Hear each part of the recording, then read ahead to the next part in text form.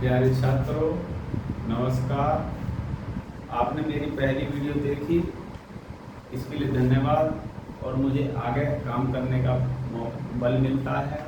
ये वीडियो मैं उन छात्रों के लिए बना रहा हूँ जो कक्षा में नहीं आ सकते या कहीं पर काम करते हैं या किसी भी कारण से स्कूल में नहीं जा सकते या स्कूल में किसी कारण से स्कूल में पढ़ते हैं फिर भी नहीं जा पाते, तो वे मेरे इस वीडियो के माध्यम से पढ़ सकते हैं। वैसे कक्षा में तो हम पढ़ाते ही रहते हैं।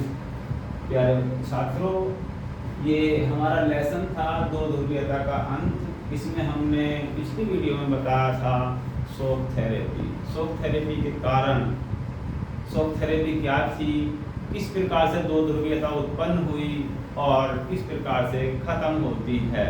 वैसे पूर्ण रूप से दो ध्रुवीयता खत्म मैं नहीं मानता, क्योंकि आज भी रूस और यूक्रेन का युद्ध चल रहा है। फिर भी जो हमारे सिलेबस में है दो ध्रुवीयता का अंत, उसके बारे में हम चर्चा करेंगे। तो प्यारे छात्रों, हमारा शॉक थेरेपी की विशेषताएं, शॉक थेरेपी की विशेषताओं पर हम चर्चा करते हैं।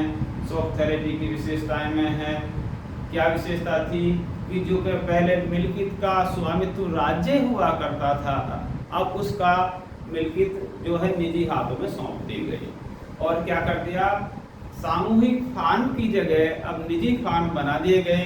राज्य की जो संपदा थी उसका निजीकरण भी कर दिया गया, ये देख पा रहे हैं। और मुद्राओं का आपस में परिवर्तनीयता हो गई, आपस में परिवर्तन होने लगा। और जो पश्चिमी देशों के आर्थिक व्यवस्था से जुड़ाव हो गया पूर्वी देशों का, और पूंजीवाद अब अपना लिया गया साम्यवाद की जगह पर, या ये कहें कि साम्यवाद के बदले में पूंजीवाद का अस्तित्व बढ़ने लगा। ये इसकी विशेषता रही। प्यारे छात्रों, यहीं पर बात करते हैं शॉक थेरेपी के परिणाम। परिणाम क्या हुए इससे, जब हमने साम्यवाद से पूंजीवाद में परिवर्तन किया, तो श्रम जो रूस का औद्योगिक ढांचा था वो चरमरा गया। अर्थात रूस में आर्थिक संकट पैदा हो गए और आर्थिक परिणाम अनुकूल नहीं रहे। जैसा हमने शॉक थेरेपी को अपनाने से पहले सोचा था, उस प्रकार के परिणाम हमें नहीं मिले। और समाज कल्याण की जो पुरानी व्यवस्था थी साम्यवाद, उसके स्थान पर अब पूंजीवाद को पूर्ण रूप से अपना लिया गया। और देश के लगभग 90% उद्योगों को,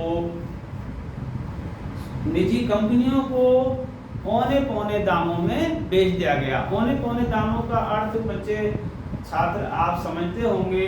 इसका अर्थ होता है कि जो उसकी एक्चुअल कीमत थी उससे कम कीमत पर उनको बेच दिया गया। उसमें भी विशेष रूप से वहाँ के जो राष्ट्रपति थे बोरिस येल्सिन के रिश्तेदारों ने और उनके सगे संबंधियों ने ही उनको खरीद लिया, और सकल घरेलू उत्पादन जो था वो घट गया। आर्थिक विषमता बढ़ी।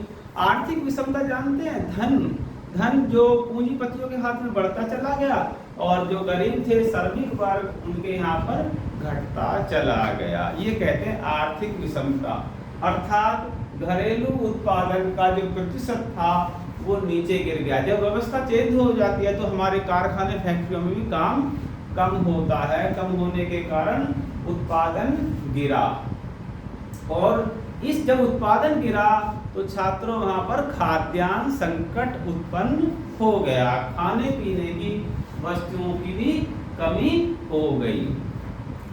लोकतांत्रिक संस्थाओं का निर्माण न होने के कारण वहां पर जो संसद थी वो कमजोर हो गई और उसकी पावर राष्ट्रपति के हाथों में आ गई।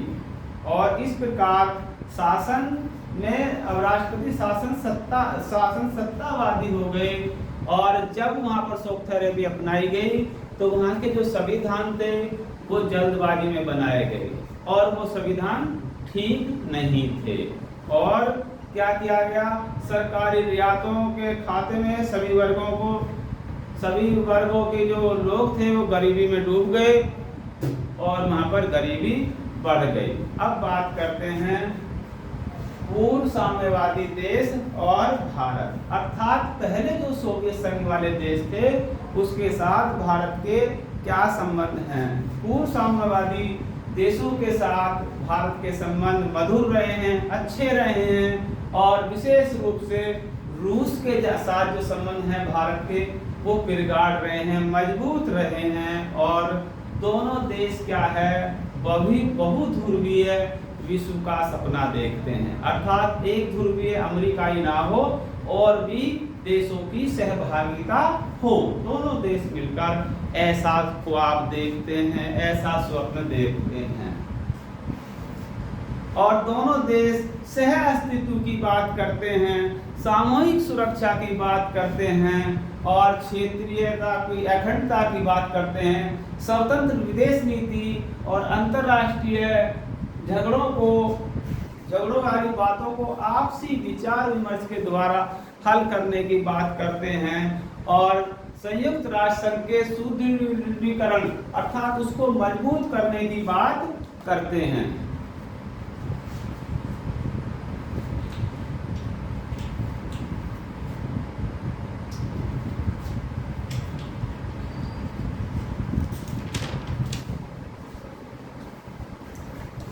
दो 2001 में भारत और रूस के द्वारा 80 द्विपक्षीय समझौतों पर हस्ताक्षर किए गए।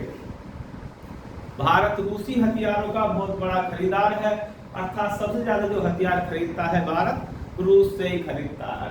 अतः रक्षा के क्षेत्र में दोनों का आपस में सहयोग है। रूस भारत के लिए तेल देता है, अर्थात भारत रूस से तेल भी खरीदता है। परमाणु योजना में और अंतरिक्ष योजना में भी रूस का बहुत योगदान रहता है। कजाकिस्तान और तुर्किस्तान के साथ ऊर्जा संबंध बढ़ाने की कोशिश की गई है। गोवा में दिसंबर 2016 में ब्रिक्स सम्मेलन हुआ और वहाँ उस सम्मेलन के दौरान रूस के राष्ट्रपति व्लादिमीर पुतिन और भारत के प्रधानमंत्री श्री नरेंद्र मोदी जी के बीच परमाणु ऊर्जा, रक्षा ऊर्जा और आर्थिक संबंधों को बढ़ावा देने के लिए तथा आपस में लक्ष्यों की प्राप्ति पर विशेष बल दिया गया। अब बात करते हैं एक ध्रुवीय विश्व की। सोवियत संघ के विघटन से पहले पूरा विश्व दो ध्रुवों में बटा हुआ था। अब चूंकि सोवियत संघ का विघटन हो गया, उसके राज्यों ने अलग अलग स्वतंत्रता की घोषणा कर ली, अतः अब विश्व में एक ध्रुवीय व्यवस्था कायम हो गई। और एक ध्रुवीय व्यवस्था में सर्वोपरि कौन हो गया? अब अमेरिका, अर्थात अमेरिका का वर्चस्व कायम हो गया। प्यारे छात्रों, आप जानते हैं 25 दिसंबर 1991 को सोवियत संघ का विघटन हो गया और उसके बाद एक ध्रुवीय व्यवस्था कायम हो गई। अगस्त 1990 में इराक ने अपने पड़ोसी देश कुवैत पर हमला कर दिया और वहां पर कब्जा कर लिया और मुख्य बात थी वहां के तेल कुओं पर कब्जा करना। संयुक्त राष्ट्र संघ ने इस विवाद के समाधान के लिए अमेरिका को इराक पर बल प्रयोग करने की अनुमति दे दी। यद्यपि यह फैसला एक प्रकार से नाटकीय ही था, परंतु संयुक्त राष्ट्र संघ के द्वारा 34 राष्ट्रों की सेना ने मिलकर इराक पर हमला किया और कुवैत को आजाद करा दिया। अमेरिकी राष्ट्रपति बिल क्लिंटन लगातार 2 बार राष्ट्रपति रहे और उन्होंने राष्ट्रपति पद पर रहकर अमेरिका को घरेलू क्षेत्र में मजबूत करने का प्रयास किया और अंतर्राष्ट्रीय स्तर पर भी लोकतंत्र की बहाली के प्रयास किए गए। प्यारे छात्रों, अब बात करते हैं एक ध्रुवीय विश्व में अमेरिकी वर्चस्व के कारण। अमेरिकी वर्चस्व के कारण हम 3 प्रकार से देखते हैं। यदि बात करें सैनिक कारणों की, तो सैनिक कारणों में सबसे ज्यादा हम देखते हैं कि अमेरिका की जो टेक्नोलॉजी है या प्रौद्योगिकी है वह उन्नत किस्म की है, उच्च किस्म की है, और अमेरिका अपनी सेना पर अन्य राष्ट्रों के मुकाबले अधिक धन खर्च करता है। अर्थात अन्य देशों के मुकाबले सबसे ज्यादा बजट वह सेना के लिए रखता है। अमेरिका के पास 5 सशस्त्र सेना की कमानें हैं। उनमें उत्तरी कमान, दक्षिणी कमान, केंद्रीय कमान, यूरोपियन कमान और पैसिफिक कमान हैं। उदाहरण के अगर आप देखें अमेरिकी की सेना की मजबूती, तो इसे प्रथम एवं द्वितीय खाड़ी युद्ध में देख सकते हैं।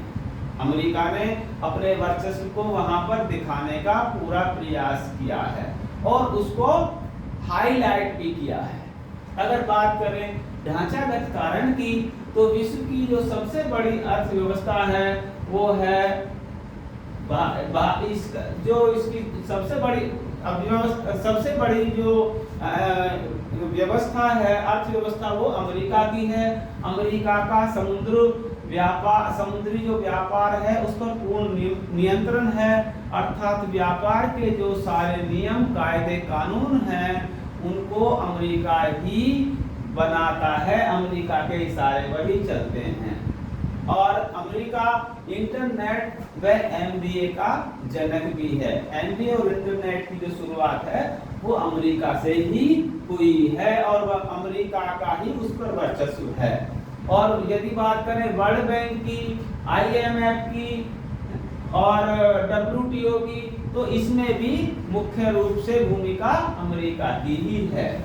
अब यदि बात करते हैं सांस्कृतिक कारण की, तो हम जो जींस पहनते हैं, जो हमारा पहनावा है, हमारे जींस से अमेरिका की देन है। यदि बात करें खाद्यान्न की, खान पान की, तो खान पान में आप देखते हैं आजकल मैकडॉनल्डीकरण होता जा रहा है और ये सब अमेरिका की ही उपज है।